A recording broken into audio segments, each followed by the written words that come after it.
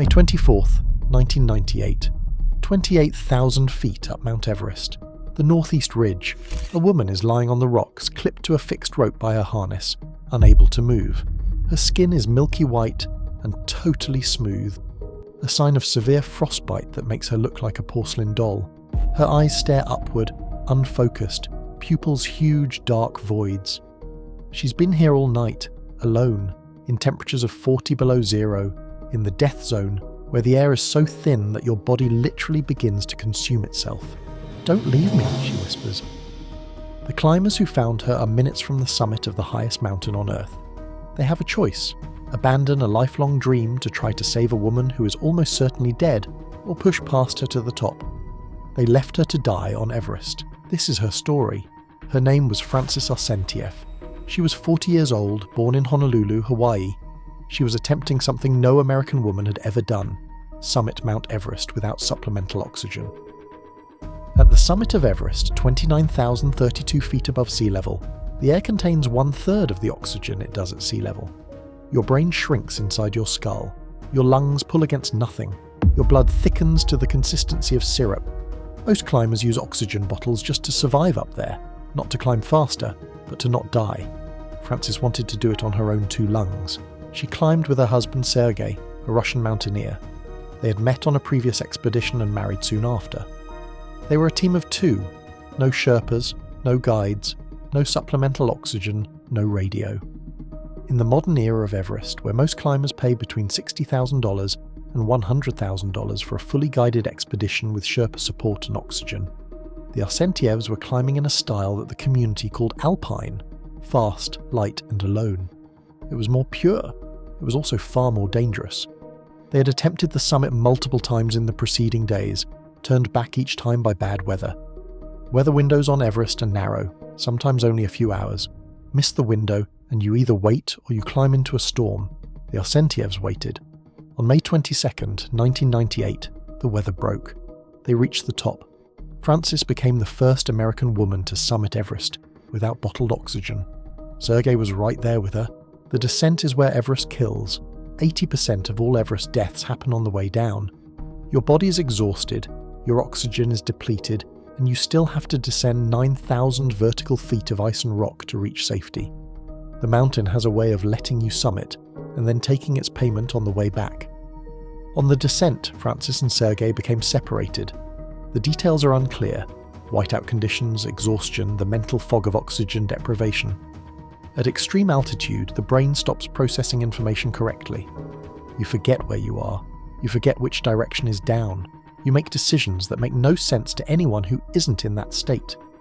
What's known is that by the morning of May 23rd, Francys was alone, incapacitated, and freezing on the northeast ridge at approximately 28,000 feet. The first team to find her was a group of 3 Uzbek climbers. She was alive but unable to move. They gave her an oxygen bottle and clipped her harness to the fixed rope so she wouldn't slide down the mountain. Then they left her, continuing toward the summit. When other teams later asked about her, the Uzbek leader said, "We tried to help yesterday. We left her with oxygen. She's too far gone to help." Hours later, British climber Ian Woodall and South African climber Cathy O'Dowd reached her. Cathy was a South African mountaineer attempting to become the first woman from her country to summit Everest. She was 240 vertical meters from the top, about 4 or 5 hours of climbing. She had sponsors, a team, and a dream. And then she found a dying woman on the trail. Cathy knelt beside her in the loose shale. "Don't leave me," Francys said. "Why are you doing this to me?" Her hands were swollen masses. Her arms had no motor control. Her jacket was over her shoulders, but her arms weren't in the sleeves. A common response to severe hypothermia, where the victim feels burning hot and tears off their clothing. She was a dead weight at 28,000 feet. With her long dark hair and her pale skin, she reminded Cathy of herself. For a shocked second, Cathy wrote, she felt as if she was glimpsing a possible future for her own life. The fact that Francys was conscious both encouraged and appalled her. It might be possible to save her, or they might yet have to leave her to die. Ian Woodall tried to get her to help herself. "You have to help us," he said, his face inches from hers. "If you can help us, we can try and move you down the mountain. If you don't, you're going to die." There was nothing behind her eyes. She knew they were there, but she was not mentally coherent. They tried to lift her. 2 strong men took several heaves just to get her sitting against a boulder, then both doubled over, gasping for breath. At 28,000 feet, simply sitting up is exhausting. Their oxygen masks weren't compatible with her Russian-made bottle. They had no way to call for help. Their base camp radio was off. They were 240 vertical meters from the summit, and the woman in front of them could not walk. Cathy O'Dowd later wrote about the calculation that every Everest climber dreads: anyone who becomes immobile on a mountain as large and remote as Everest is probably going to die.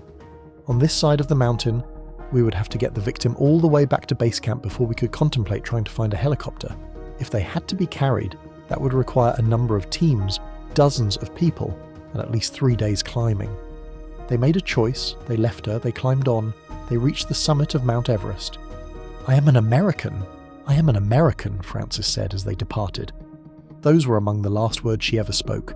Her husband Sergei was never found.